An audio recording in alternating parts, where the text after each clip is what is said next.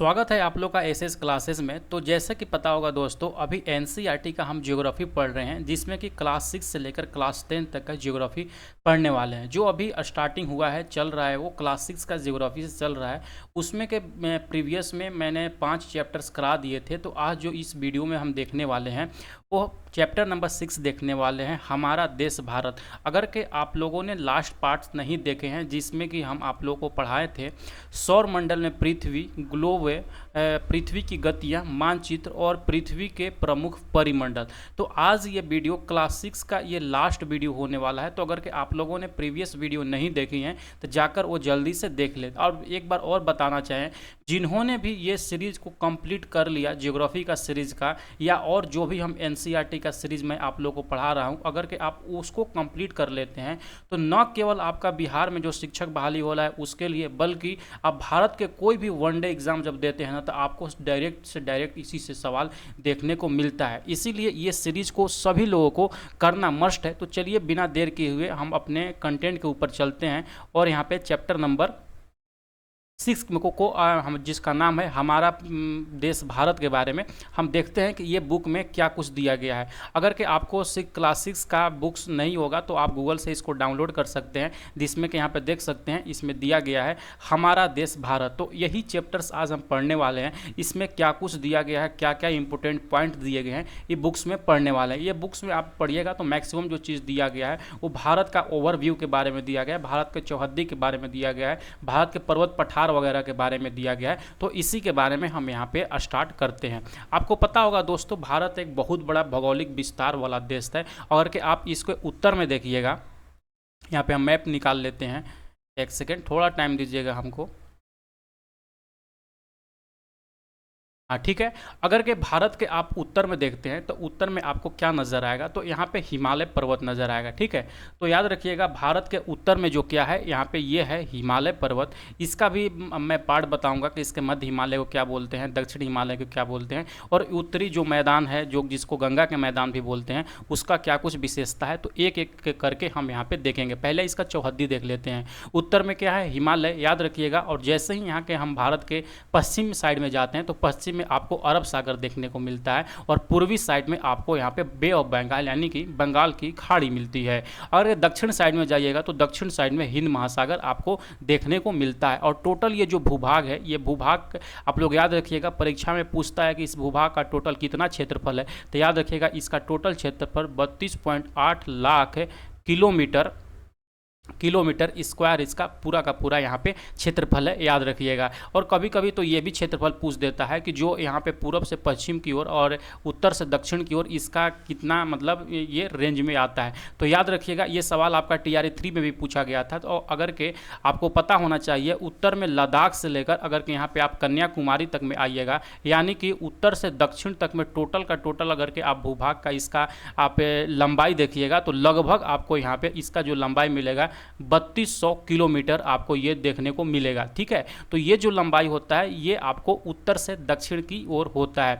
उसी तरह अगर के गुजरात के सबसे दक्षिणतम बिंदु अगर के यहाँ पे आप कहीं भी ले लीजिए, अगर के कच्छ से लेकर अगर के आप देखते हैं तो यहाँ पे अरुणाचल प्रदेश के लास्ट बॉर्डर पर जब जाते हैं तो इसका जो लंबाई होता है लगभग 2900 किलोमीटर होता है, जो कि आपका बुक्स में दिया गया है। बाकी एक बार हम अभी ओवरव्यू आपको मैप के थ्रू बता दे रहे हैं, उसके बाद जो नोट्स बनाए हैं उसको भी हम आपको बताएंगे। याद रखिएगा ये जो भारत का भूभाग है, एक समय पर ये विश्व का दूसरा सबसे जनसंख्या वाला देश हमारा हुआ करता था, लेकिन वर्तमान समय में याद रखिएगा जो भारत है दुनिया का प्रथम, मतलब पहला जो है सबसे आबादी वाला देश हो चुका है 2023 में, जो कि चाइना को भी पछाड़ते हुए प्रथम स्थान पर ये बन गया है। ठीक है, और इसके करके भारत का स्थिति हम जान लेते तो भारत का जो यहाँ पे जो स्थित है, भारत उत्तरी गोलार्ध में यहाँ पे स्थित है। देखिए यहाँ पे कुछ दिया गया, आप देख लेते हैं क्या कुछ हम इंपॉर्टेंट आपके नोट्स इसमें बना दिए हैं कि भारत एक बहुत बड़े भौगोलिक विस्तार वाला देश है। और उत्तर साइड में इसमें देखिएगा कि हिमालय के ऊंची शिखरों से घिरा हुआ है, जैसे कि मैंने बताया। पश्चिम साइड में अरब सागर,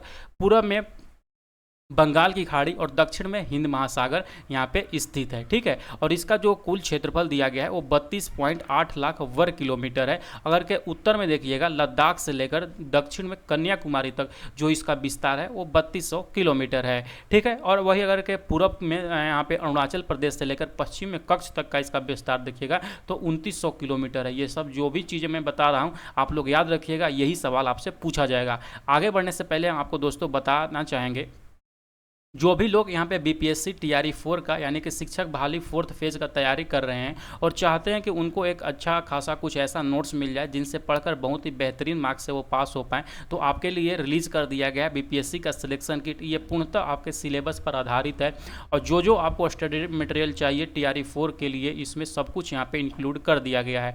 जैसे एनसीईआरटी क्लास 6 से क्लास 12 तक का एनसीईआरटी बुक का चैप्टर वाइज नोट्स मिलेंगे, जैसे कि आप इस वीडियो में देख पा रहे होंगे। उसी तरह एससीईआरटी का सेपरेट एक पीडीएफ्स मिलेंगे जो कि क्लास 6 से क्लास 12 तक का ऑल बुक्स का चैप्टर वाइज नोट्स होंगे। भारतीय राष्ट्रीय आंदोलन, subject wise important MCQs, BPSC और रिलेटेड एग्जाम के previous year questions, Bihar special, top 500 current affair दिए जाएंगे जो कि आपको एग्जाम से कुछ दिन पहले दिए जाते हैं। बीपीएससी टीआरई 1, टीआरई 2, टीआरई 3 में जो भी सवाल पूछे गए हैं उसका आंसर के साथ में हम आपको एमसीक्यूज प्रोवाइड करेंगे, साथ ही साथ ईवीएस का नोट्स इस आपको सिलेक्शन किट में मिलने वाला है। अगर कि आप इसको अच्छे से कर लेते हैं तो आपका सिलेक्शन निश्चित है। बहुत सारे सवाल इसमें टीआरई 3 में पूछे गए हैं, उसका एनालिसिस ज्योग्राफी का मैंने करा दिए हैं, चैनल पर करके देखना चाहे तो वहाँ पे देख सकते हैं। तो जिनको भी चाहिए होगा ये एसएच क्लासेस का मोबाइल एप्लीकेशन डिस्क्रिप्शन में दिए गए लिंक से आप लोग डाउनलोड कर लीजिएगा और वहाँ से इस कोर्स को आप परचेज कर सकते हैं। याद कीजिएगा, अगर कि आप लोगों ने अभी इसको परचेज करते हैं तो यहाँ पर एक कूपन कोड है न्यू 100, अगर कि आप पेमेंट पेज पर इसको अप्लाई करते हैं तो 200 रुपये का इंस्टेंट डिस्काउंट आपको मिल जाएगा। जो कोर्स 599 रुपये का है वो कोर्स आपको यहाँ पे अभी अगर परचेज करते हैं तो 399 में हो जाएंगे। ठीक है, तो ऑफर समाप्त होने से पहले इसको आप परचेज कर लीजिए। चलते हैं अपने विषय वस्तु के ओर में। अगला यहाँ पे अगर के देखिएगा, यहाँ पे दिया गया है कि जो भारत था 2011 में 125 करोड़ से अधिक यहाँ पे जनसंख्या था और दूसरा सबसे अधिक जनसंख्या वाला देश था। लेकिन वर्तमान स्थिति में याद रखिएगा जो भारत है वो दुनिया का पहला देश बन गया है जिसका सबसे ज़्यादा आबादी है। 2023 में यहाँ पे चाइना को भी ये भारत ने पछाड़ दिया है। ठीक है, अगर का इसका स्थिति देखिएगा तो भारत जो है उत्तरी गोलार्ध में स्थित है। और के ग्लोब का मेरा वीडियो अगर के आप लोगों ने नहीं देखा है, चैप्टर नंबर 2 क्लास 6 का जो था, तो उसमें देख लीजिए, मैंने बहुत ही अच्छी तरीके से उत्तरी गोलार्ध, दक्षिणी गोलार्ध वगैरह सब कुछ समझाया हुआ है। जो कि भारत का अगर के आप देख पा रहे होंगे, जो कर्क रेखा है ना भारत के बीचों बीच से होकर गुजरती है। अगर के ये चीज़ आप लोग देख पा रहे होंगे, यहाँ पे देखिए ये है कर्क रेखा। ठीक है, ये जो कर्क रेखा है भारत के बीचों बीच से होकर ये गुजरती है। आप लोग ये भी चीज़ें याद रखिएगा। ठीक है, और इसका जो उत्तर की ओर भारत की मुख्य भूमि का जो विस्तार है वो 8 डिग्री 4 मिनट उत्तर से लेकर 37 डिग्री 6 मिनट उत्तर के बीच अक्षांशों के बीच में ये विस्तार है। वही अगर के पश्चिम से लेकर पूरब तक का विस्तार देखते हैं तो 68 डिग्री 7 मिनट पूरब से लेकर 97 डिग्री 25 मिनट पूर्वी देशांतर के बीच में इसका विस्तार है। आई होप कि इतना बातें समझ गए होंगे। और अगर के भारत का आप पश्चिमी हिस्सा देखते हैं, दक्षिणी हिस्सा देखते हैं तो यहाँ पे आपको नज़र आता होगा कि ये 3 ओर से यहाँ से पानी से ये घिरा वाला क्षेत्र है। ये भी पानी से घिरा क्षेत्र है, यहाँ से भी, यहाँ से भी, यहाँ से भी, यानी कि ऐसा क्षेत्र जो तीनों ओर से पानी से घिरा हो तो उसको हम बोलते हैं प्रायद्वीप बोलते हैं, याद रखिएगा। और जो भी भूखंड जो भी चारों तरफ से पानी से घिरा हो उसको हम द्वीप बोलते हैं। तो ये जो चीज़ें नॉर्मल चीज़ें आप लोग इसको याद रखिएगा। ठीक है, बड़े देश जिसका विस्तार पूर्व से पश्चिम की होता है, मतलब बहुत ज़्यादा होता है, वहाँ पर पूरे देश का मानक समय एक नहीं होता। जैसे कि संयुक्त राज्य अमेरिका में 7 टाइम जोन है और कनाडा में 6 टाइम जोन है। इससे पहले जब मैं देशांतर के बारे में पढ़ा रहा था तो ये टाइम जोन किस तरीके से काम करते हैं, और यूएसए के पास दुनिया का सबसे ज़्यादा टाइम जोन 11 टाइम जोन है, इसके बारे में बहुत बेहतरीन तरीक़ा से बताए थे, तो जाकर वहाँ पर भी देख लीजिएगा। और इसी के अनुसार भारत में भी टाइम जोन एक टाइम जोन है। क्यों एक टाइम जोन है ये सब कुछ मैंने डिस्कस डिस्कस कर रखे हैं उस वीडियो में, तो जाकर आप उसको देख लीजिएगा, ठीक है। अगर के अगला पॉइंट देखिएगा तो आपके जो बुक्स में दिए गए हैं कि प्रत्येक देशांतर के लिए स्थलीय समय का 4 मिनट का अंतर होता है। इसीलिए अगर के यहाँ पे देखिएगा पश्चिम में जो कि यहाँ पे कच्छ स्थित है, गुजरात, और यहाँ पे अरुणाचल प्रदेश में देखिएगा तो लगभग 2 घंटे का यहाँ पे समय में आपको अंतर देखने को मिलता है। 2 घंटे एग्जैक्ट नहीं होते हैं, वो 1 आवर 45 मिनट होता है। तो आप लोग ये भी याद रखिएगा, कभी कभी या तो आपको 2 घंटे दे देगा, कभी कभी 1 घंटे 45 मिनट देगा, इसीलिए चीज़ ये इंपॉर्टेंट हो जाता है। अब भारत का यहाँ पे पड़ोसी देश देख लेते हैं कि क्या कुछ आपका बुक्स में पड़ोसी देश के बारे में दिया गया है। अगर के मैप के ऊपर हम आपको लेके चलते हैं, यहाँ पे इसका पॉलिटिकल मैप हम ओपन कर लेते हैं, यहाँ पे आते हैं तो भारत में देखिएगा तो टोटल यहाँ पे अगर के आप देखिएगा तो स्थलीय सीमाएं और से लगने वाले कुल देशों की संख्या 7 देश है। यहाँ पे 7 देश जो हैं वो भारत के स्थलीय सीमा से लगते हैं। यहाँ पे पाकिस्तान हो गया, अफगानिस्तान हो गया, नेपाल, भूटान, बांग्लादेश, म्यांमार, इतना देश जो है यहाँ पे आपका स्थलीय सीमा से ये चीज़ लगते हैं। और अगर के समुद्र से सटा हुआ चीज़ देखिएगा तो एक यहाँ पे हो गए आपका समुद्र से लगने वाला देश हो गया, ये हो गए श्रीलंका, और फिर एक जो देश है यहाँ पे मालदीव। आप लोग ये दोनों चीज़ याद रखिएगा। भारत और श्रीलंका को जो अलग करता है वो पाक जल संधि करता है। ये भी सवाल बहुत बार पूछा गया है, तो आप लोग इसको भी याद रखिएगा। भारत और पाकिस्तान के बीच में कौन सा सीमा बनाती है, तो पाक जल संधि यहाँ पे बनाती है, आप लोग को याद होना चाहिए। अगर आपको अब पता होगा कि वर्तमान में जो भारत में कुल स्टेटों की संख्या है, अगर के पॉलिटिकल मैप में हम दिखते हैं, अगर के वर्तमान में अगर से आपसे पूछ लेगा कि भारत में कितने राज्य और केंद्र शासित प्रदेश है, तो याद रखिएगा जो 28 स्टेट है अभी में, और यूनियन टेरिटरी की अगर के बात करते हैं तो 8 यहाँ पे यूनियन टेरिटरी है। सवाल इससे पूछा जाएगा आपसे, ठीक है। अगर के भौतिक विभाजन की बात करते हैं भारत के बारे में, तो मैं आपको भौतिक विभाजन के बारे में एक बार बता देता हूँ। स्क्रीन पर आपको ये मैप आपको नज़र आ रहा होगा भारत का, जो कि यहाँ पे भौगोलिक स्थिति को दर्शाता है। थोड़ा सा टाइम दीजिए, मैं आपको अच्छे से बताता हूँ। देखिए उत्तर में जो है ये हिमालय है, तो हिमालय भी 3 श्रेणियों में दोस्तों बता हुआ है। एक ये श्रेणी हो गए, और फिर एक ये श्रेणी और ये श्रेणी, ये सब श्रेणियाँ आपको हो गए। जो सबसे उत्तर में है यानी कि जो सबसे ऊपर में है, यानी कि हिमालय के ये वाला जो क्षेत्र है, इसको बोलते हैं बृहद हिमालय। क्या बोलते हैं? बृहद हिमालय बोलते हैं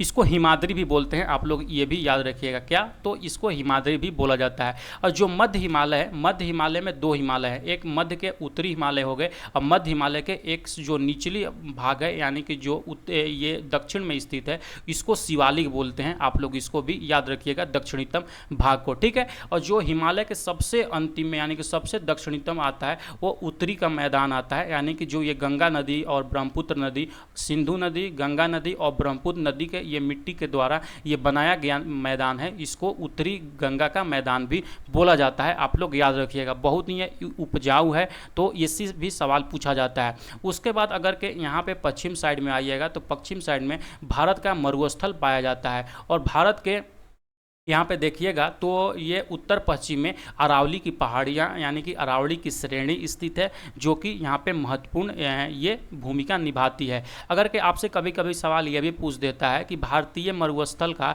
किस तरीका का आकार है, तो अगर कि आप यहाँ पे देख रहे होंगे ये लगभग त्रिभुजा आकार का ये चीज़ें दिखाई देती है। ये सवाल ऑलरेडी पूछा जा चुका है, इसीलिए ये इम्पोर्टेंट हो जाता है, ठीक है। और चलते हैं अब क्या कुछ यहाँ पे दिए गए हैं। जैसे कि मैंने बताएं कि भारत के जो पड़ोसी देश है वो 7 देशों के साथ अपने स्थलीय सीमा और इसको सीमाओं से जुड़ी हुई हैं, ठीक है।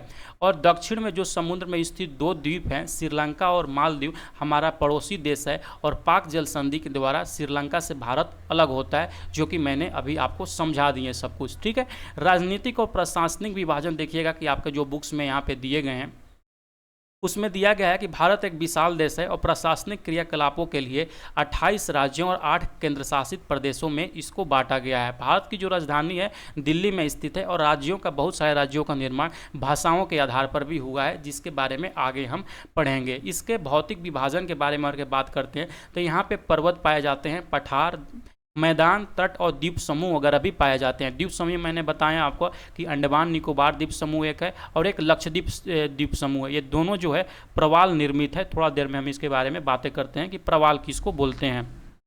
उत्तर में देखिएगा जो उत्तर में है यहाँ पे बर्फ से ढका हुआ हिमालय है, जो कि यहाँ पे संतरी का काम करता है, जो कि यहाँ पे जो उत्तर दिशा से जो जलवायु आता है उसको वहाँ पे रोकता है और भारत में बारिश कराता है, ठीक है, जिसको हिम प्लस आलय करके देखते हैं, यानी कि बर्फ का घर इसको बोलते हैं।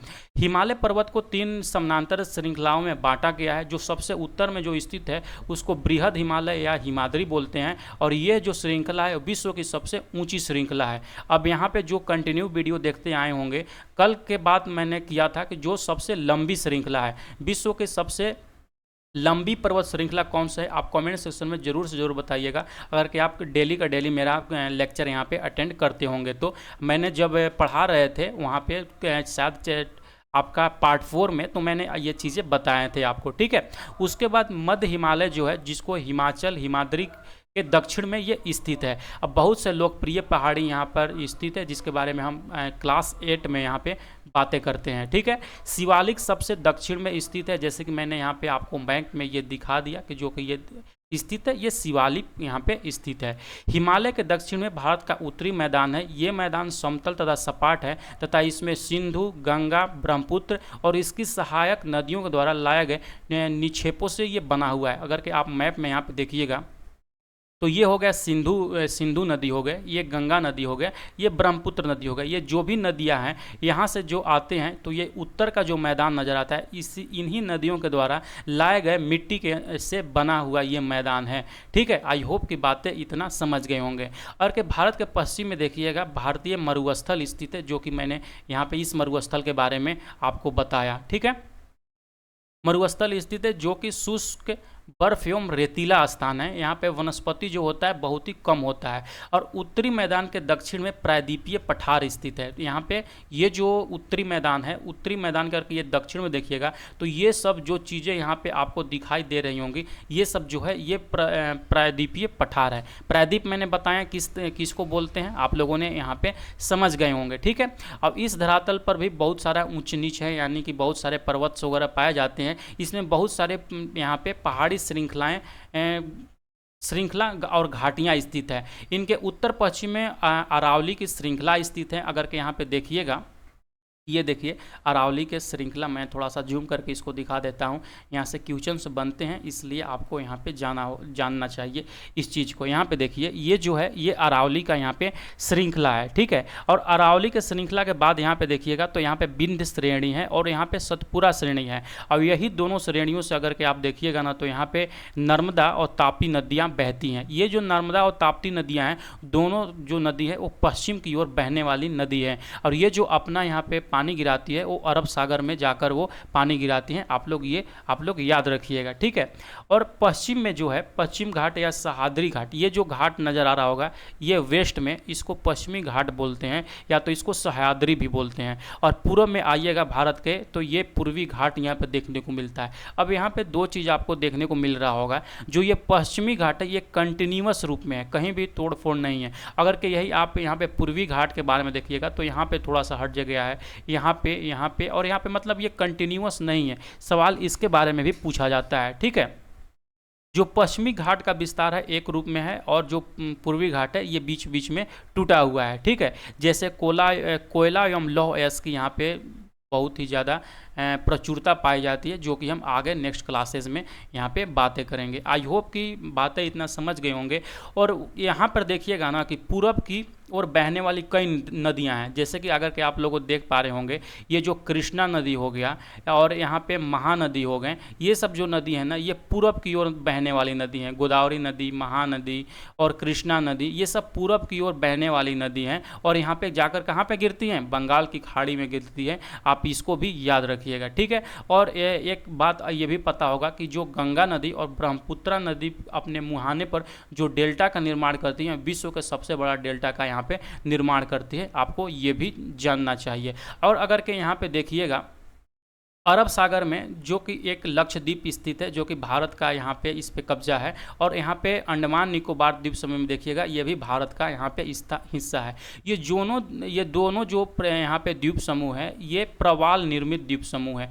अब आपको ख्याल आता होगा कि आखिर प्रवाल किसको बोलते हैं। दोस्तों, प्रवाल समुद्री जीव होते हैं, छोटे छोटे जीव होते हैं, जो कि मर जाने के बाद उनका जो अवशेष होता है वहीं पर तैरने लगते हैं, और जो नेक्स्ट छोटे जीव होते हैं उसके ऊपर पनपने लगते हैं। और यही प्रक्रिया लंबे समय तक जब चलती है तो वहाँ पे देखिएगा कि बहुत सारे चीज़ों का वहाँ पर ढेर लग जाती हैं, बहुत सारे कंकालों का ढेर लग जाती हैं, और उससे वहाँ पे एक द्वीप समूह का निर्माण होती है, जिसको प्रवाल निर्मित द्वीप समूह बोलते हैं। आई होप कि इतना बातें आप लोगों ने समझ ली हैं। अब चलते हैं, देख लेते हैं नोट्स में क्या कुछ लिखा है। यहाँ पर मैंने बता दिए, विश्व का जो सबसे पुरानी श्रृंखला है वो अरावली श्रृंखला है। ठीक है, उसके बाद देखते हैं कि पश्चिमी घाट का विस्तार एक समान रूप से है, जबकि पूर्वी घाट बीच बीच में टूटा हुआ और असमान है, तो मतलब कंटिन्यूअस नहीं है। ठीक है, पश्चिमी घाट के पश्चिम में और पूर्वी घाट के पूर्व में तटीय मैदान है। पश्चिमी तटीय मैदान काफ़ी संकरे हैं और पूर्वी तटीय मैदान अपेक्षाकृत यहाँ पे चौड़े हैं, अगर के आपको मैंने जैसे कि मैप में दिखाया। पूर्व की ओर बहने वाली कौन कौन सी नदियाँ हैं? महानदी, गोदावरी, कृष्णा, कावेरी, ये सब जो नदियां हैं वो पूर्व दिशा की ओर बहती हैं और बंगाल की खाड़ी में जाकर ये गिरती हैं। और ये नदियां अपने मुहाने पर उपजाऊ डेल्टा का निर्माण करती हैं। और सबसे महत्वपूर्ण पॉइंट ये वाला पॉइंट है।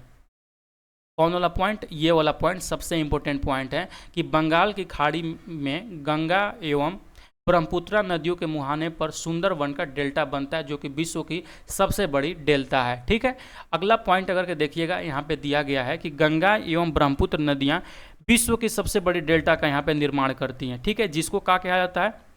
सुंदरबन डेल्टा के नाम से जाना जाता है। आप लोग याद रखिएगा, इसका जो आकार है ये त्रिभुजाकार है, आपको ये भी पता होना चाहिए। प्रवाल क्या होते हैं मैंने आपको समझा दिए हैं। और भारत में यहाँ पर 2 द्वीप समूह हैं। कौन कौन द्वीप समूह? एक लक्षद्वीप समूह, जो कि अरब सागर में मैंने बताया, जो कि केरल के तट से थोड़ा सा दूर स्थित है, जो कि प्रवाल द्वीप भी एक है। और दूसरा जो है अंडमान निकोबार द्वीप समूह, भारत के दक्षिणी पूर्वी दिशा में बंगाल की खाड़ी में स्थित है। अगर के यहाँ पे देखिएगा, ये देखिए अंडमान निकोबार की तरफ लेके चलते हैं आपको। ये जो अंडमान निकोबार है, यहाँ पे दक्षिणी और पूर्वी भाग में, यानी कि इस भाग में ये यहाँ पे स्थित है। जो लक्षद्वीप है ये प्रवाल निर्मित द्वीप है, आपको याद रखना चाहिए। ये सवाल आपसे पूछेगा यहाँ पे बीपीएससी। ठीक है, चलते हैं नेक्स्ट पॉइंट की तरफ। क्या कुछ आपके बुक्स में दिया गया है? सुनामी एवं विशाल सागरीय तरंग है, जो कि समुद्र तल पर भूकंप के कारण यहाँ पे उत्पन्न होते हैं। ठीक है, समुद्र तल में जब भूकंप आते हैं तो उसको सुनामी बोलते हैं। इसको हम कभी नेक्स्ट क्लास में डिस्कस करेंगे। और यहाँ पे आपका क्लास 6 का ऑल चैप्टर्स कंप्लीट होते हैं। साथ ही साथ जो चैप्टर यहाँ पे 6 था हमारा प्यारा भारत के बारे में, तो यहाँ पे ये समाप्त होता है। अब देख लेते हैं इसमें कुछ आपके बुक्स के अंत में एमसीक्यूज में दिए गए हैं, जैसे कि हिमालय के सबसे दक्षिणी भाग को क्या कहा जाता है। जैसे कि मैंने बताया, सबसे उत्तर को जो भाग है उसको बृहद हिमालय बोलते हैं, और जो माध्यमिक भाग है उसके सबसे दक्षिण में जो है उसको यहाँ पे शिवालिक बोला जाता है। ठीक है, आपको भूलिएगा नहीं। सह्याद्री को अन्य किस नाम से जाना जाता है? तो उसको पश्चिमी घाट, वेस्टर्न घाट के नाम से ये जाना जाता है, आप लोग याद रखने चाहिए। पाक जल संधि किन 2 देशों के बीच में स्थित है? तो ये जो स्थित है भारत और श्रीलंका के बीच में स्थित है। अरब सागर में स्थित भारतीय द्वीप समूह कौन सा है? अरब सागर में जो स्थित है वो लक्षद्वीप समूह स्थित है, और बे ऑफ बंगाल में जो स्थित है वो अंडमान निकोबार द्वीप समूह स्थित है। आपको ये चीज़ मैंने बता दी है अच्छे से। भारत की सबसे पुरानी पर्वत श्रृंखला कौन सी है? तो जो सबसे पुरानी पर्वत श्रृंखला है वो अरावली पर्वत श्रृंखला है। ठीक है, आई होप कि आपको ये वीडियो पसंद आया होगा। तो आप लोग कमेंट सेक्शन में ज़रूर से ज़रूर बताइएगा किस तरीके से कैसा लगा वीडियो। और आपका जो भी क्लास 6 का यहाँ पे ज्योग्राफी था, आज ये समाप्त होता है। कल से हम क्लास 7 का यहाँ पे ये चीज़ें स्टार्ट करने वाले हैं। ठीक है, आई होप कि चलिए मिलते हैं नेक्स्ट वीडियो के साथ में। पढ़ते रहिए, मुस्कुराते रहिए, बाय बाय।